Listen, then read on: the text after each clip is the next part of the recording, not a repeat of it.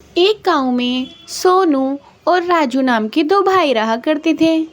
सोनू की बीवी बहुत ज़्यादा शांत स्वभाव की थी, वहीं राजू की बीवी बहुत ज़्यादा क्रूर थी। सोनू की माँ का लंबी बीमारी के चलते देहांत हो जाता है। घर में माँ की अर्थी पड़ी होती है और राजू की पत्नी सोनू से जायदाद के लिए लड़ाई करती है। देखो सोनू भैया, माँ जी तो बिना बंटवारा किए ही मर गई। अब हमें अपने खेत और जमीन बांट लेनी चाहिए। भाभी, आप ये कैसी बात कर रही हैं?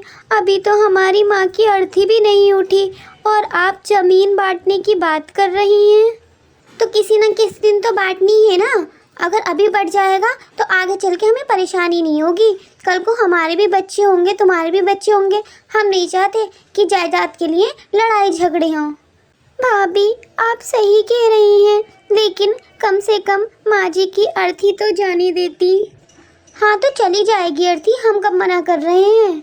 सोनू, सही तो कह रही है तुम्हारी भाभी, क्या गलत कह रही है। जो भी ज़मीन जायदाद है उसे बांट लेते हैं।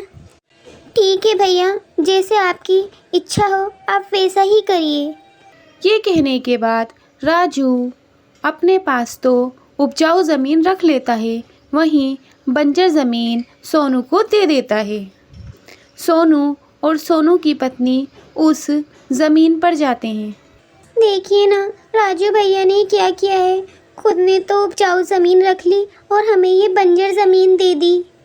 अरे तुम परेशान क्यों होती हो, मैं हूँ तो। पिताजी और माताजी बहुत समय से इस पर कुछ उगाना चाहते थे, लेकिन ये ज़मीन तो बंजर पड़ी थी। चलो अच्छा है, भगवान ने हमें ये मौका दिया। अब हम इस बंजर भूमि पे कुछ खेती कर लेंगे। पर हम क्या उगाएंगे इस बंजर ज़मीन पर? इस पर तो कुछ उगेगा भी नहीं। तुम फिक्र क्यों करती हो, मैं हूँ ना। ऐसा करते हैं, हम इस पे फूल गोभी उगा देते हैं। फूल गोभी?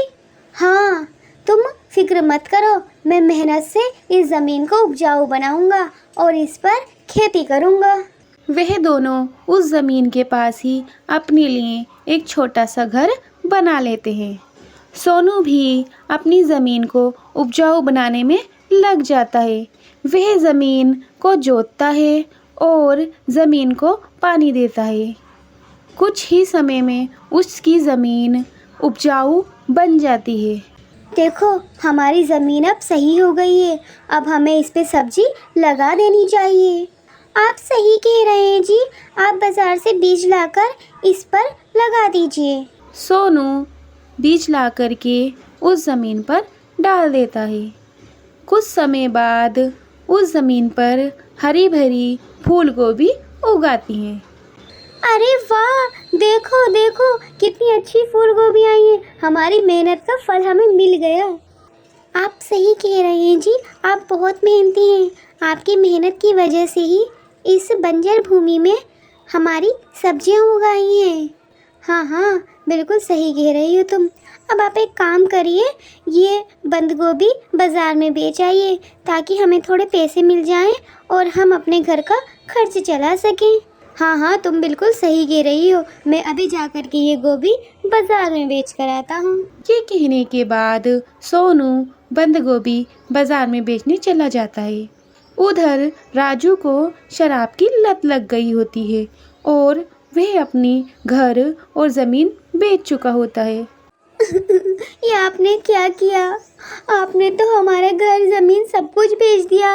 अब तो हम रोड पर आ गए। मुझे माफ़ कर दो, मेरी वजह से ये सब कुछ हो गया।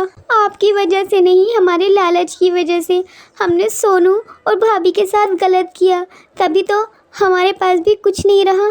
किसी का हक मानने से आपका भला नहीं होता है। आपको सिर्फ अपने हक की ही चीज़ लेनी चाहिए।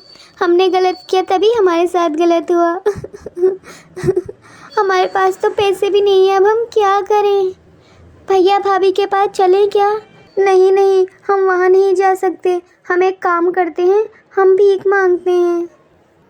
एक दिन सोनू और उसकी पत्नी रास्ते से आ रहे होते हैं तो वह दो लोगों को भीख मांगते हुए देखते हैं। अरे ये कौन है? तुम दोनों यहाँ क्या कर रहे हो और तुम दोनों भीख क्यों मांग रहे हो? हमें माफ़ कर दीजिए भैया, हमने आपका हक मारा तो हमारे पास से भी सब कुछ चला गया। कभी किसी का हक नहीं मानना चाहिए। हमने आपके साथ गलत किया तभी तो हमारे साथ भी गलत हुआ। मैं अपने कर्मों का फल भुगत रहा हूँ। ये जो भी हो रहा है ये मेरे ही कर्मों का फल है। मैंने अपनी माँ की अर्थी भी नहीं उठने दी और बंटवारा कर लिया, तभी मेरे साथ ये हुआ। तेरे साथ बेइंसाफ़ी की, मुझे माफ़ कर दे। अरे भैया भाभी, हमारे होते हुए आप भीख नहीं मांगेंगे। चलिए आप हमारे साथ चलिए। अब राजू और सोनू दोनों साथ साथ खेती करते हैं और खुशी खुशी रहने लगते हैं। टोनी चिड़िया अपने पति राजू और अपनी बेटी चीची के साथ रहा करती थी। वे लोग खुशी खुशी अपना जीवन व्यतीत कर रहे थे। एक दिन चीची अपनी माँ टोनी से कहती है, मम्मी मम्मी, आप छोले भटूरे बनाइए आज। मेरा छोले भटूरे खाने का बहुत मन कर रहा है। अरे बेटा, आज तो मैं आपके लिए छोले भटूरे नहीं बना सकती क्योंकि रात तो मैंने छोले भिगोए ही नहीं। मुझे नहीं पता मम्मी, मुझे छोले भटूरे खाने हैं, आप छोले भटूरे बनाइए। अरे बेटा, छोले भटूरे बनाने से पहले छोलों को रात को भिगोना पड़ता है, तभी हम छोले भटूरे बनाते हैं।